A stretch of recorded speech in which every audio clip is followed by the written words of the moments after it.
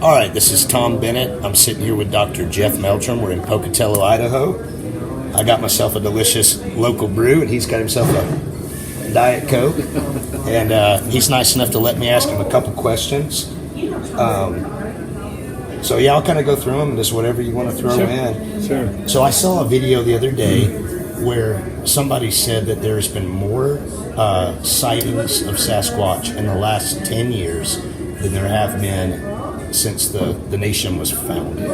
Is that something that you would find to be an accurate statement? Or what are your thoughts? It could be. I don't keep track of that kind of data so much anymore. Because there are other people who can do it. That's a niche that they can fill, while I can devote my attention to other things that I'm more particularly skilled at. I think some of that certainly is influenced by the increase in technology and the popularity of the internet. Things get proliferate that way, as well as, in addition to the increase in interest. It's a grassroots fascination. It is, and so people are all over. And that creates other problems and issues. I, for example, sometimes deal with people who are very enthusiastic, and they're going out on a weekly basis to look for evidence and report all kinds of Squatch activity. Right. But mostly in the forms of bumps in the night, wood knocks, tree structures. Nothing that can be analyzed. Right. Well, it can be. Yeah. You can analyze it, but you have to be prepared to document it appropriately. But more importantly, go the extra mile. In my book, go the extra mile to try to establish some association. One rule of thumb that I remind people of, I think is a good rule to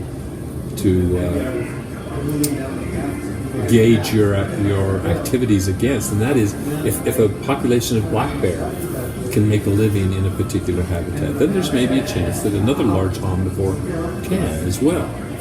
On the flip side, if the area is developed, I'll get a report of someone who's going out to this state park and they're having constant activity and there's multiple individuals that they're interacting with, and I'll Google it, it's someplace I'm not that intimately familiar with, and I'll Google it and I look, and it's nothing but, it's in the suburbs of a major sprawling town with all sorts of agricultural development, and there's this one little state park along a river.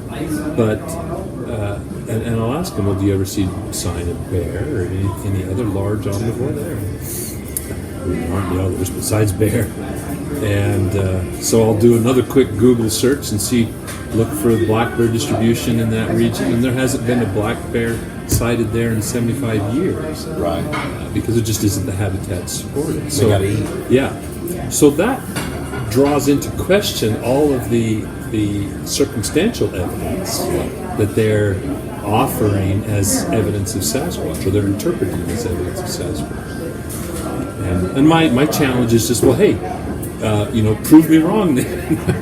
bring in that nice clear footprint, some strand of hair that fits the standard of characteristics that we think distinguish the Sasquatch hair, and prove me wrong. But otherwise, I'd be kind of circumspect and cautious about attributing too much of this to Sasquatch activity. I think we all, when we're looking for evidence, we have to first seek to prove ourselves wrong. Yeah.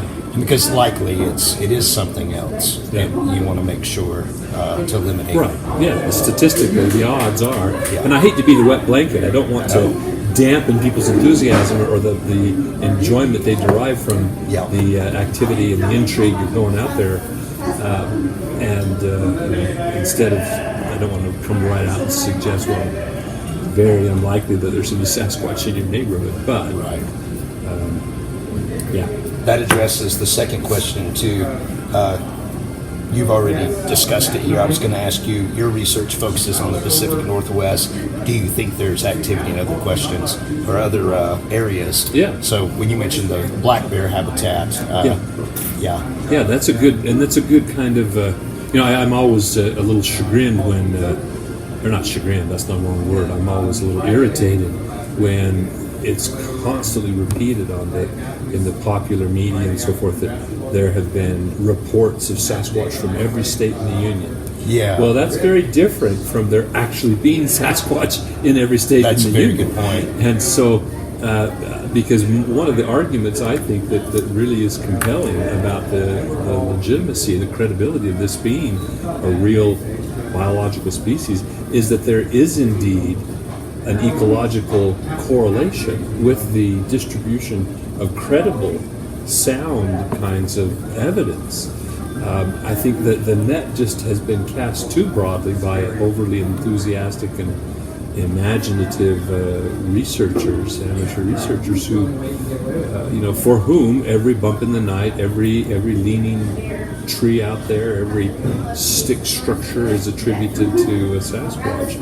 And some of these enthusiasts, their entire involvement is based on that kind of overly interpreted circumstantial evidence. Well, I don't even want to call it circumstantial evidence because, I challenged one person by the fact that, to my knowledge, I know of no eyewitness that has ever seen a Sasquatch pick up a stick and club a tree with it. So all of these these quote wood knocks that are described.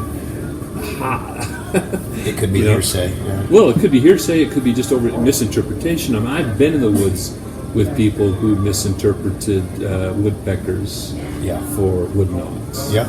And I've only experienced. In 26 years, I've experienced one response to a wood knock. One response, and I'm pretty sure that we were being played by our hosts. Yeah. That it was set up, just to kind of try to bait us to have something happen. Yeah.